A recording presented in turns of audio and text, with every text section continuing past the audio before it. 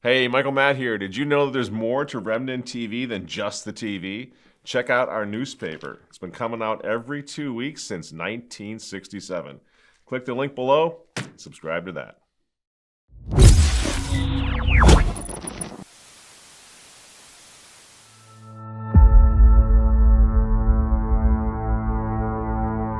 The World Economic Forum, this is a cult.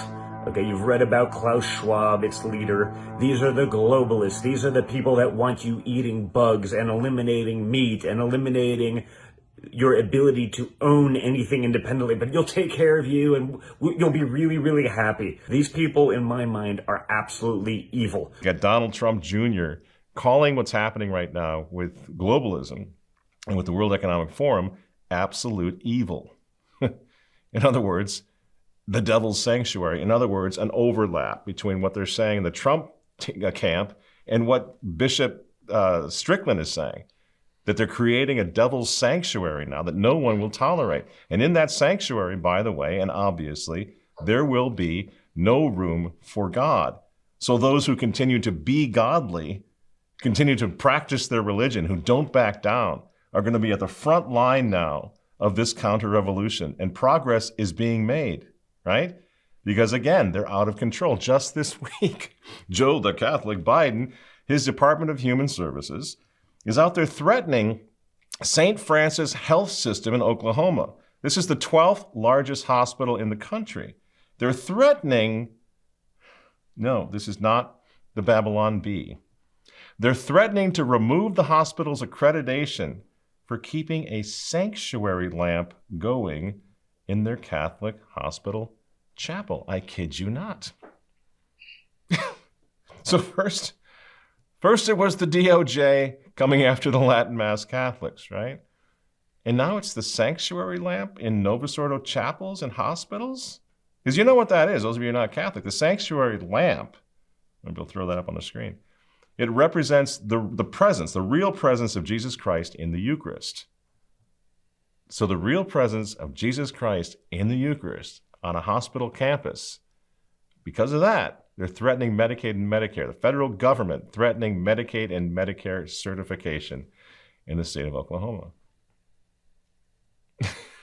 If the Catholics don't get rid of the Blessed Sacrament, in other words, then they're going to be shut down.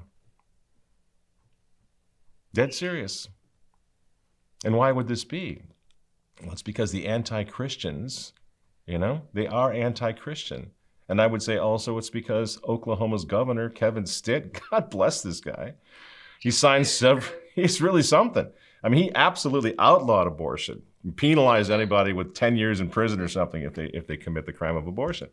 Well, he's not beloved by our globalist friends, obviously, and he signed several bills into law banning gender-affirming care just a few weeks ago for minors. And of course, before that, outlawing abortion altogether in the state. You see, here's the thing, Brent. Now they're coming after Oklahoma like this. You got to get rid of Jesus in your hospital chapels. So the other side of this whole thing really does see this as a holy war. If there has ever been a more important time for us to wake up as Catholics and realize the traditional Catholic restoration is vital to our salvation, to the salvation of our children, to our life, to the lives of our children, it's right now. You can't do anything. We have all the power, they're saying. But they don't. They will not win in the end, friends. You know why? I'll tell you why. One anecdotal reason why. George Orwell got it wrong. We use a lot of his quotes down here, a lot of his stuff from his work, because he absolutely nailed, for example, in 1984, he nails the revolution, nails it when it comes to the bad guys, to the godless superstate. But he gets the counter-revolution dead wrong. Why? Because he was an agnostic. Oceania has no Christ. It has no cross. It has no Christians. It has no Christian resistance movement. And guess what happened? Just a quick point to bear that out right now in the present. What just happened before we shot this show today? The Biden administration backed down. Remember, they have all the power in the world, don't they? They got all the power. The President of the United States, the Justice Department, the Human Services, Health and Human Services, right? You got it all. But the government backed down when it came to that little hospital in Oklahoma. When it came to that little sanctuary lamp in the little hospital in Oklahoma. The government got afraid. The government says the lawyers were defending that hospital. The government knew it was playing with fire. So today it announced its decision to allow the living flame that St. Francis can continue to serve God in its community as it always has. This was a press release from something called the Beckett Fund for Religious Liberty. It's a law firm that represented the Oklahoma hospital. That happened just in a couple days.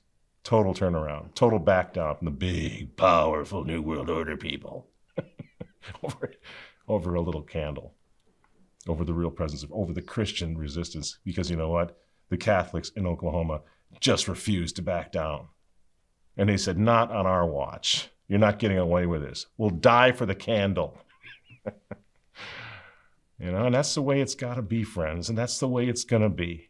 Because for 2,000 years, Christians always come out on top in the end. Yeah, they suffer.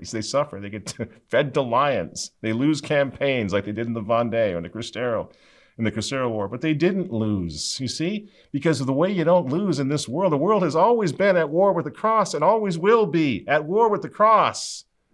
But the world isn't the winners. The people who stand with the cross are the winners. And they always will be.